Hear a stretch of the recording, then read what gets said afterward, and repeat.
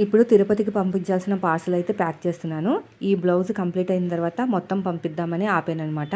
Blouse అయితే ఒకటే కుట్టాను. కొన్ని చేంజెస్ చేశారు వాళ్ళు. చేంజెస్ చెప్పారు కదా! ఆ చేంజెస్ అన్నీ చేసేసి ఒక బ్లౌజ్ కుట్టి పంపుతున్నాను. సో, పట్టు శారీస్ కాబట్టి మళ్ళీ ఏమన్నా డ్యామేజ్ అవుతదని చెప్పేసి కవర్‌లో పెట్టేసి ప్యాక్ చేస్తున్నాను. మొత్తం 10 శారీసు.